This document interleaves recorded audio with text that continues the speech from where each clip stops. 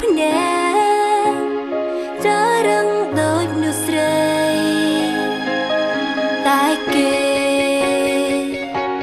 ស្រឡាញ់ខ្ញុំខ្លាំងណាស់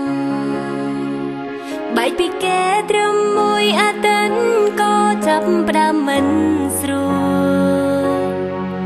ទាំងភ្នែកបបួលគ្នាចង់អោបសង្សារចាំម្នាក់នោះម្ដងទៀតតើបានទេចង់មើលកៅភ្នែកគេឲ្យចិត្តគេថាគេ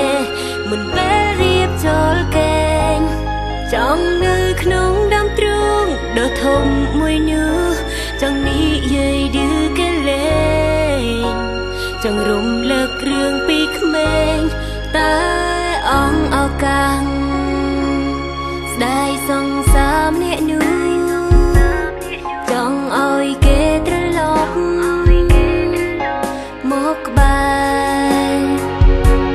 ឲ្យខ្ញុំបោកម្ដងទៀតឲ្យខ្ញុំស្នេហ៍ម្ដងទៀតខ្ញុំនឹងភ្លេចអ្នកថ្មីតើខ្ញុំរកគេទីណាទៅបែកពីគេត្រឹមមួយអាទិត្យក៏ចាប់ផ្ដើមមិនស្រួលទាំងភ្នែកបបួលគ្នាចង់អោបសង្សារចាំម្នាក់នោះម្ដងទៀតតើបានទេចង់មើលកៅភ្នែកគេឲ្យចិត្តគេថាគេមិនពេលរៀបចូលគេ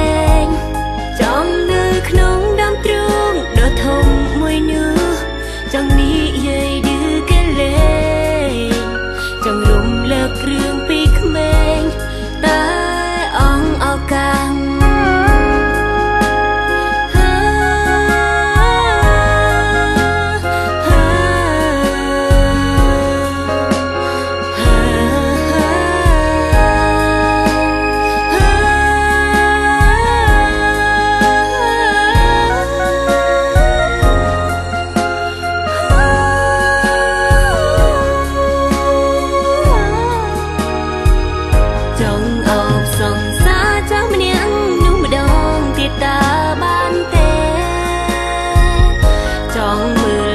ភ្នែកគេឲ្យចិត្តគេថាគេ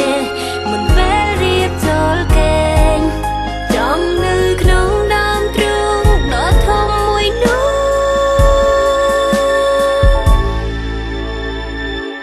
ចង់និយាយឌឺគេលេងចង់រំលើកគ្រឿងពីក្មេងតែអង